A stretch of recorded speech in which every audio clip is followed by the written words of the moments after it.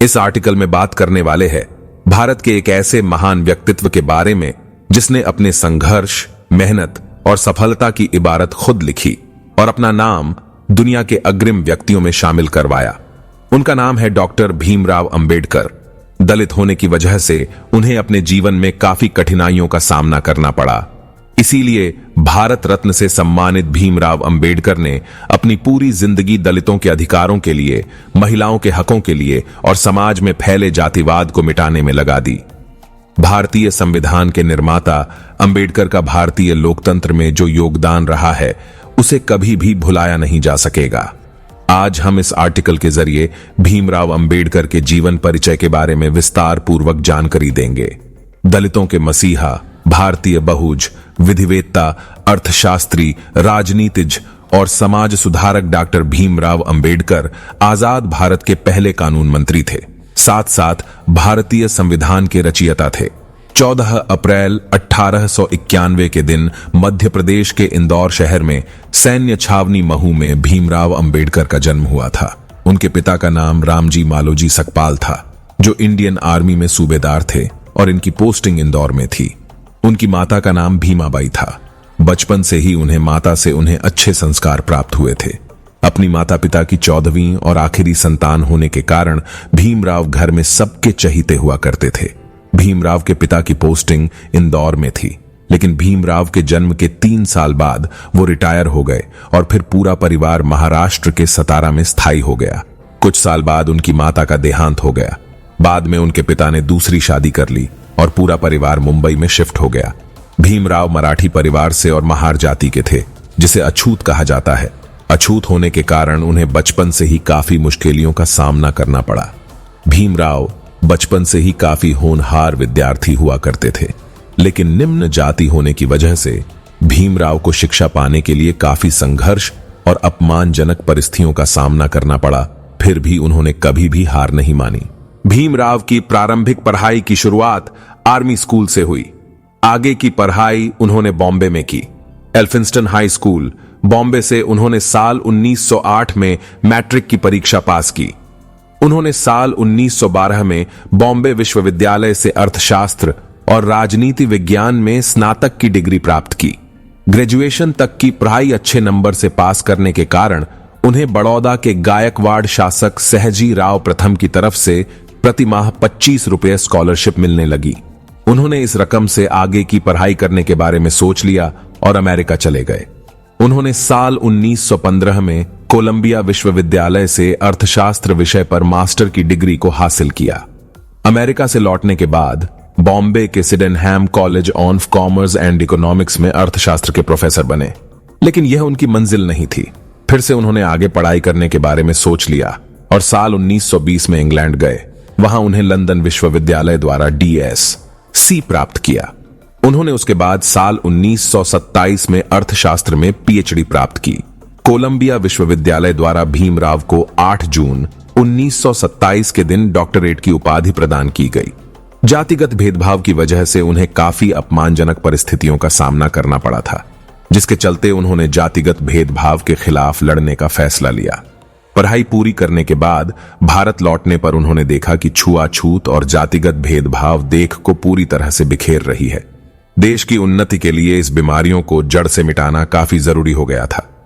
बाबा साहेब ने दलितों के हित के लिए एक संगठन बनाया, जो दलितों और अन्य धार्मिक बहिष्कारों के लिए आरक्षण का हक दिलवाने का काम करने लगा। उन्होंने साल 1920 में कलकापुर के महाराजा शाहजी द्वितीय की मदद से मूकनायक सामाजिक पत्र की स्थापना की, जिसने सामाजिक और राजनीतिक क्षेत्र में हलचल पैदा कर दी। इस घटना के बाद लोगों ने बाबा को जानना शुरू किया। छुआछूत और जातिगत भेदभाव को पूरी तरह से खत्म करने के लिए भीमराव अंबेडकर महात्मा गांधी के मार्ग पर चले और पूर्ण गति से दलितों के अधिकार के लिए आंदोलन की शुरुआत की। दलितों और दबे कुचलों को न्याय दिलवाने में वह हमेशा आगे रहे। अंबेडकर ने साल 1936 में स्वतंत्र मजदूर पार्टी बनाई। एक साल बाद यानी कि साल 1937 में केंद्रीय विधानसभा चुनाव में उनकी पार्टी को 15 सीट की जीत हासिल हुई। उसके बाद उन्होंने अपनी इस पार्टी को all India schedule caste party में बदल दिया। 1946 में संविधान सभा के चुनाव में इस पार्टी के साथ खड़े हुए, लेकिन उन्हें हार का सामना करना पड़ा। लोकसभा सीट के लिए वो 2 बार चुनाव लड़े और दोनों बार उनको हार का सामना करना पड़ा। बाद में उन्हें राज्यसभा में नियुक्त किया गया। कांग्रेस और महात्मा गांधी द्वारा अछूतों को हरिजन नाम देने पर उन्होंने आपत्ति जताई। उन्होंने कहा कि अछूत समुदाय के सदस्य भी समाज के अन्य सदस्यों के समान हैं।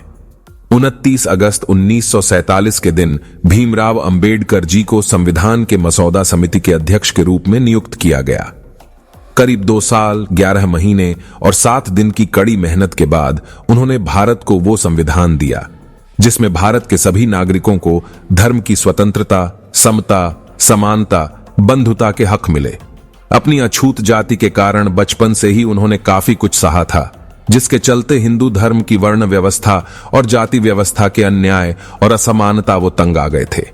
साल 1935 में एक भाषण के दौरान उन्होंने कहा था कि मैं हिंदू धर्म में पैदा जरूर हुआ, लेकिन हिंदू रहते हुए मरूंगा नहीं, और इसके साथ ही उन्होंने हिंदू धर्म को छोड़ने का फैसला किया। इस घटना के बाद उन्होंने किसी भी धर्म का स्वीकार नहीं किया, लेकिन जब वह साल 1950 में एक बौद्धिक सम्मेलन में भाग लेने के लिए श्रीलंका गए, भीमराव बुद्ध धर्म से काफी प्रभावित हुए और उन्होंने बौद्ध धर्म के बारे में पुस्तक लिखी। हिंदू धर्म को छोड़ने के 20 साल बाद उन्होंने बौद्ध धर्म का अंगीकार करने के बारे में सोचा और 1955 में उन्होंने भारतीय बौद्ध महासभा की स्थापना की। अंबेडकर ने उनके 5 लाख समर्थकों के साथ 14 अक्टूबर 1956 के दिन एक महासभा आयोजित की और बुद्ध धर्म अपनाया। अंबेडकर ने अपने जीवन काल में 2 शादियां की थीं। उनकी पहली शादी महज 15 साल की उम्र में की गई। उनकी पहली पत्नी का नाम रमाबाई था, जिसकी शादी के समय उम्र महज 9 साल थी। अंबेडकर ने अपनी दूसरी शादी 57 साल की उम्र में डॉक्टर शारदा कबीर से अपनी बीमारियों की वजह से की। भीमराव अंबेडकर अपने जीवन काल के दौरान मधुमेह के शिकार हो गए थे, जिसके चलते उन्हें काफी शारीरिक बीमारियों का सामना करना पड़ा था। मधुमेह की वजह से ही 6 दिसंबर 1956 के दिन उनकी मृत्यु हो गई और भारत ने अपना अनमोल रत्न खो दिया। उन्होंने अपने मृत्यु के 1 साल पहले ही बुद्ध धर्म का अंगीकार किया था, इसलिए उनकी अंतिम क्रिया भी बुद्ध नीति के अनुसार की गई। बाबा साहेब ने आजादी की लड़ाई में, भारतीय संविधान के निर्माण में, देश से जाति प्रथा और समाज में कुव्यवस्था को खत्म करने में काफी अहम भूमिका निभाई है। उनके राष्ट्र के प्रति अपने इस योगदान को कभी नहीं भुलाया जा सकता। इसलिए हर साल उनके जन्मदिन के खास मौके पर भीमराव अंबेडकर जयंती मनाई जाती है, क्योंकि आने वाली पीढ़ी उनके बलिदान को आदर और सम्मान के साथ याद करें। अगर आप भी उनका सम्मान करते हैं तो स्टोरी लाइक करके दोस्तों को जरूर भेजें। धन्यवाद।